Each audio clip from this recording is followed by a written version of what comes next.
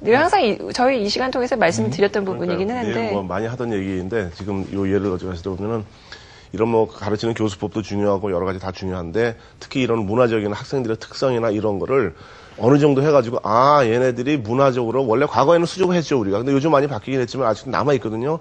그리고 문법적인 거 정확한 거 이것도 과거의 습관이거든요. 바뀌고는 있지만 아직도 안 바뀐 부분이 많거든요. 이제 이런 걸 이해하면은 이 학생들이 왜 그렇구나 이걸 알면 이분들이 교육하기 훨씬 쉬워질 거예요. 그러면 특히 이제 교사를 해보신 분들이니까 그럼 이렇게 하면 되겠구나. 그럼 훨씬 교육적으로도 훨씬 효과적인 그런 교육이 이루어질 수 있고 또 하나는 학생들을 이해를 하고 다 배경을 이해함으로 인해 가지고 이분들이 학생들과 가까워지면서 한국의 문화 모든 거에 더 가까워져서 또 적극적인 홍보 대사 역할도 할 수 있고 그래서 이제 제가 이제 포인트로 말씀드린 거는 이분들에 대한 사전 교육을 좀 더 철저해서 한국에 대해서 한국 사람에서 좀 더 안 다음에 교육 현장에 투입하면은 훨씬 질 좋은 교육을 학생들이 받을 수 있을 것이다 이제 이렇게. 네. 자 이제 아주 깊은 얘기까지 했어요. 저희 네, 교육 그렇네요. 얘기까지도 네. 했는데요. 이제 좀 마무리를 서서히 좀 해야 할 것 같아요. 아주 즐거운 시간이었습니다. 그렇습니다. 예, 네. 유쾌한 시간이었는데 앞으로의 계획을 좀 말씀해 주시면 어떨까 생각이 드네요. So, what are you going to do living in Korea? Are you going to stay in Korea for good? That's a great question. I know. That's what my parents keep asking. I want some great answer. Well, we don't know. Like, we came to Korea first, and we just thought we were going to be here 1 year, we're going to go to another country, teach there. And then that year finished, and then we're like, let's stay for 2 years. And then that finished, and let's stay for 3 years. So it just keeps on adding more and more. So we have no idea how long we'll stay here. We love it here. We feel like this is our new home, and I don't feel like I want to leave anytime soon. But I think when we leave, we're going to really have to tear our roots out because we're so comfortable here. So it'll be hard for us to. We'll cry a lot. Oh boy. Yeah. So I'm ready to everything is cry. still up in the air. It's still up in the air. We're very open. Sure. 그러니까 지금 뭐 특별한 목표가 있는 것이 아니라 원래는 한국 오셔가지고 한국에서 1년 정도 영어 수업을 하신 다음에 또 다른 나라로 또 이동을 할 생각이셨는데 한국을 너무 사랑하신 나머지 1년이 지난 후엔 한 2년만 더 있자. 그 2년이 지난 후에는 3년만 더 있을까? 라고 하면서 지금 이 순간까지 왔고 앞으로도 그런 트렌드는 계속될 것이다라고 하시네요. 네. 어떻게 보면 계획 없이 사는 게 더 행복할 수도 있겠다는 생각도 참 들어요. 비행이죠, 네. 네. 그러면 혹시 한국에서 가장 기억에 남는, 가장 애정이 가는 문화랄까, 음식이랄까, 뭐 어떤 게 있으신가요? What was the most memorable event or episode or experience that you had living in Korea? Oh boy. We have a lot. Yes, we do. Just name one. I can think of a good one. Okay. World Cup soccer. Oh yes. Okay. Oh, that was so fantastic. That Yeah. whole week was beautiful. Yeah. But you have a good story about that. Well, Okay. there were 2 events actually, back in 2002 and 2006. Okay, it wasn't for the Korean World Cup soccer. It was for the one which was in South Africa. Right. And we were watching World Cup soccer, and we had the red jerseys on, we had the horns on, we had the pitchforks, we had the makeup, and we were watching at a bar with a lot of other Korean people, and we were cheering for Korea. We wanted Korea to win, and the atmosphere there was so intense. Everybody seemed like there was such a great community there. And when Korea scored, I jumped up and I was screaming, and I was so happy, and I hurt my toe really badly in the process. I kicked the table, and when I sat down afterwards, some Korean people brought us a big pitcher of beer and chicken, and we're like, "What is this for?" And they said, "Thank you so much for cheering for our country." And it just seems so touching because we do feel like we're not fully a part of Korea. We feel like we're outsiders sometimes. We're always 외국인. We're always going to be 외국ins. But at that moment, we felt really like we were part of the family. It was just a beautiful moment. Yeah. 네, 남아공 월드컵 당시에 응원했던 것이 가장 기억에 남는다라고 말씀하시면서 그때 뭐 테이블도 뻥뻥 차고 하면서 좀 엄지발가락도 다치셨다고 말씀하시는데 그때 한 식당 주인이 치킨과 맥주를 또 갖고 오셨다라고 하시네요. 왜 그러냐면은 외국인임에도 불구하고 한국 팀을 응원해줘서 너무 감사하다. 그때 정말 한국의 고향이구나라고 느꼈다고 하시는데요. 네. I got one more question. Personally, what if Korea were going against Canada? You'll be rooting for Canada, right? Oh, It's difficult. depends on if our parents are watching. 제가 지금 Hi, mom and dad, Canada, Korea. 캐나다와 한국 팀이 이제 경기를 할 경우에 어떤 팀을 응원할 것인가 여쭤봤는데 부모님이 안 계시다면은 한국 팀을 응원하고 옆에 부모님이 계시면은 캐나다를 응원하신다고 하시네요.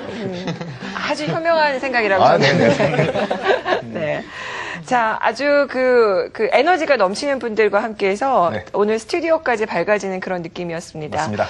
앞으로 이분들의 좋은 활동 또 계속해서 기대해 보고요. 덩달아서 저희가 이 문화나 스포츠 이런 것들이 얼마나 중요한 것인지를 다시 한번 깨닫는 시간이어서 그런 부분에 있어서도 또 감사의 말씀 드리고 싶습니다. 맞습니다. 오늘 자리해 주셔서 고맙습니다. Thank you very much for your time and effort. Thank you for inviting us. 감사합니다.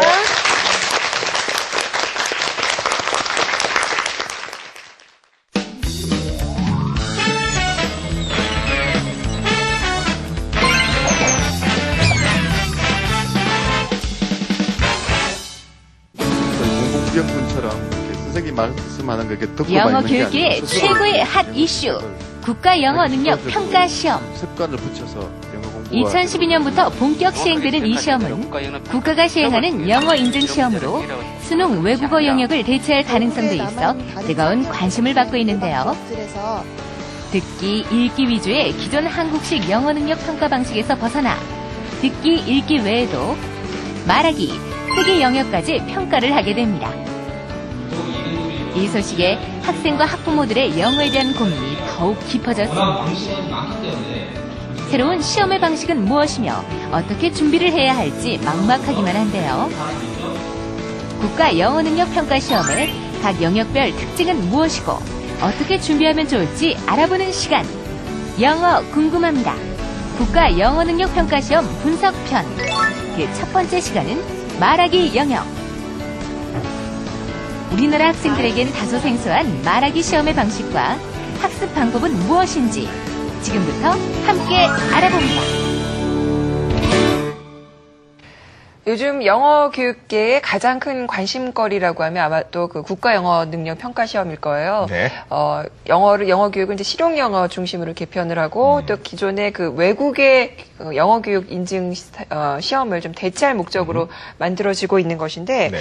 자, 오늘 이 부분에 대한 얘기를 좀 나눠보도록 하겠습니다. 그 여러 가지가 지금 준비되고 있는데 그 중에서 이제 고등학생용으로 개발되고 있는 그 국가 영어 능력 평가 시험 니트에 이제 2급과 3급이 많은 분들이 이제 특히 학부모 여러분들이 관심을 갖고 계시는데요. 그래서 저희가 준비를 했죠. 네. 어떻게 준비해야 할지 저희가 영역별로 좀 알아볼 텐데요. 네. 오늘은 그 첫 번째 시간입니다. 시험의 4가지 영역 중에서 말하기 영역을 준비를 했습니다. 자, EBS 영어 채널에서 국가 영어 능력 평가 시험 가이드에서 말하기 2급을 담당하고 계시는 선생님이죠. 허준석 선생님 모셨습니다. 어서 오십시오. 안녕하세요.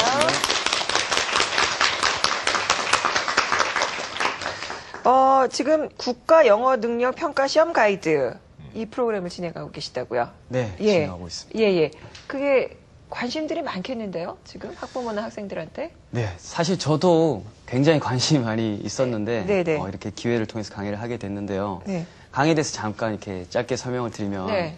이제 기존에 이제 수능 체제에서 이렇게 영어 능력 평가 시험으로 전환이 되면 아무래도 그 없던 쓰기라든지 말하기라든지 이런 것들이 생겨나게 되는데 사실 저희가 굉장히 어떻게 보면 두려워하는 부분이거든요. 네, 그렇죠. 그렇기 때문에 어디서 가서 이 정보를 구할까 다들 고민을 하시고 저한테 물어보시기도 하시더라고요. 자, 그런 이제 취지에서 EBS 채널에서 이번에 제작하게 된 프로그램이고 지금 이제 방영이 되고 있으니까 꼭 들으셔가지고 읽기, 쓰기, 말하기, 뭐 듣기 이 네 부분에서 다양한 정보를 얻으셨으면 좋겠습니다.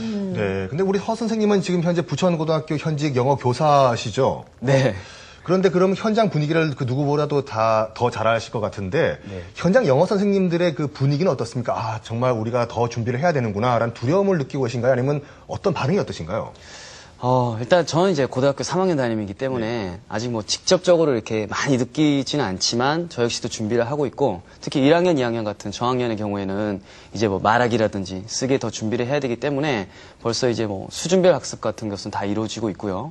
자, 그리고 뭐 원어민 선생님하고 이렇게 팀 티칭을 하면서 학생들이 이렇게 말할 수 있는 기회, 들을 수 있는 기회를 이렇게 점차 늘려나가고 있고요. 그리고 마지막으로 영어 선생님들 스스로 다 이렇게 국가 영어 능력평가 시험에 전문가가 되셔야 되잖아요. 그렇기 때문에 EBS 이제 우리 원격 연수원하고 이렇게 연합을 해서 전 영어 선생님께서 다 연수를 들으시면서 이해도를 이렇게 올려나가시고 있는 그런 실정입니다. 네. 교수님, 국가 영어 능력 평가 시험 이게 가장 이제 기존의 시험과 차별화되는 부분이 바로 이 말하기 영역이잖아요. 이 부분을 어떻게 지금 물론 이게 가장 중요하긴 한데 이 커뮤니케이션에 있어서 말하기 중요하긴 한데 어떻게 준비를 해야 될까요? 시험의 특징이 이제 말하기 그리고 이제 더불어서 이제 쓰기도 마찬가지긴 한데요. 오늘 이제 일단 말하기 쪽으로 말씀드리자면은 이 시험에 이제 말하기 직접 평가 방식으로 들어가는 거는 이제 국가 시험으로는 굉장히 획기적인 건데 방향은 맞습니다. 왜냐하면 이게 이제 세계적인 추세거든요. 근데 여태까지 못하고 있었던 거는 시행상의 문제점이 굉장히 많거든요. 이것이. 네.